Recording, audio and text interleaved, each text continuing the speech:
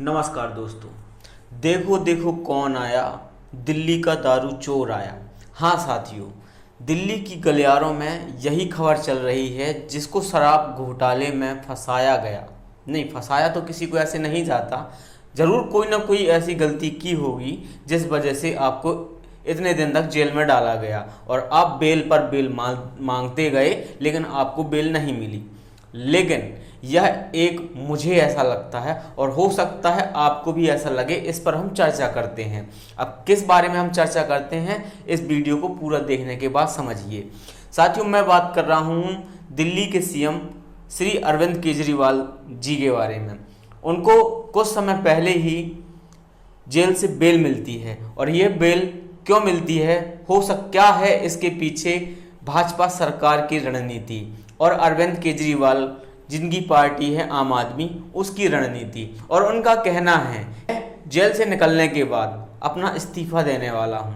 और यह इस्तीफा एक प्रकार से हरियाणा के चुनाव में इस्तेमाल होने वाला एक प्रोपोगेंडा है। और इस प्रोपोगेंडा में होने क्या वाला है साथियों, हम जानते हैं और इस पर चर्चा करते हैं।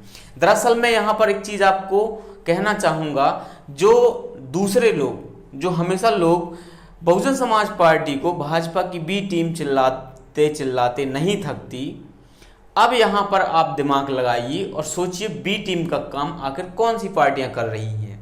एक जो जेजेपी है, उसके साथ चंद्रशेखर आजाद रावण मिलकर के चुनाव लड़ रहा है, जिसने पहले से भाजपा के साथ गठबंधन कर रखा था, उनके साथ मिलकर के चुनाव लड़ने जा रहे हैं। दूसरा कांग्रेस, जो कि पहले से ही दलित विरोधी है और अभी वर्तमान में ही कांग्रेस के राहुल गांधी जी विदेश गए थे और विदेश में कहा कि हम जब सरकार केंद्र में बनाएंगे SC ST OBC दलितों का आरक्षण सभी का खत्म कर देंगे।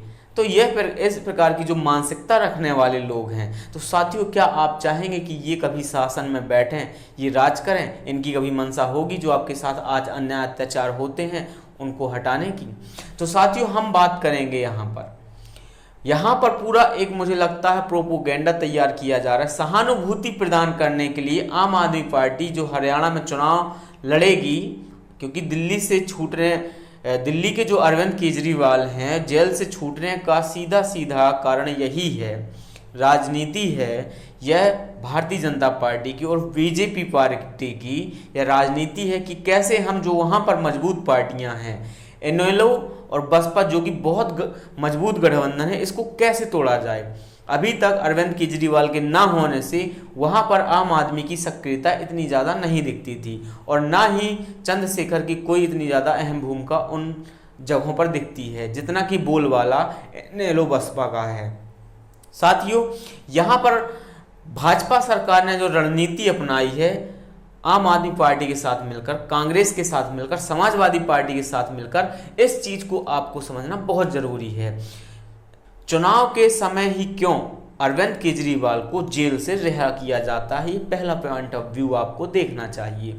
साथियों जैसे ही चुनाव आते हैं हरियाणा के, अरविंद केजरीवाल को वहां जेल से बेल मिल जाती है और अरविंद केजरीवाल का मास्टर प्लान हम पहुंचते ही अपने इस्तीफे की बात रखेंगे, जिससे हमें हरियाणा की जनता का प्रेम मिलेगा, सहानुभूति मिलेगी और उस सहानुभूति के जरिए हमें वोटें मिलेंगी। अरविंद केजरीवाल जाएंगे हरियाणा में, कहेंगे ये भाजपा के लोगों ने मुझ पर झूठे आरोप लगाए, ED CD इनके हाथों बिक चुका है, इनके साथ काम कर रहा है, इन्होंने मुझे इतने दिन तक जेल में रखा, मैंने तिहाड़ जेल में रहा हूं, मैंने ये किया, मैंने वो किया और मैंने आज पद से अपने इस्तीफा दे दिया, अगर जनता मुझे चाहती है तो मुझे फिर से CM बनाएगी। और इस प्रकार का प्रोपोगेंडा वह हरियाणा में चलाएगी। तो इस प्रकार के बहरूपियों से आपको सावधान रहना है। साथियों इस वीडियो के माध्यम से हमारा आप तक ये जो विचार विमर्श करने का जरिया था, इसका माध्यम यही था कि इनको आप समझिए, ये मनुवादी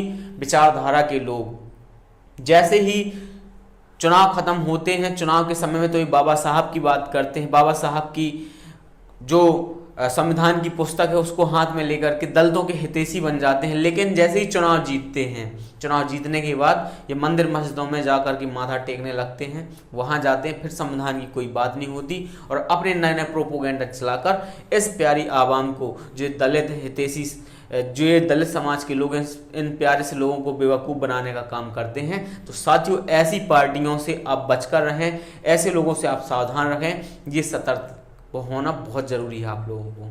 साथियों, जय भीम, जय भारत, जय संविधान, और मेरे चैनल को सब्सक्राइब करें ताकि हम इस प्रकार के विचार विमर्श आगे भी करते रहें।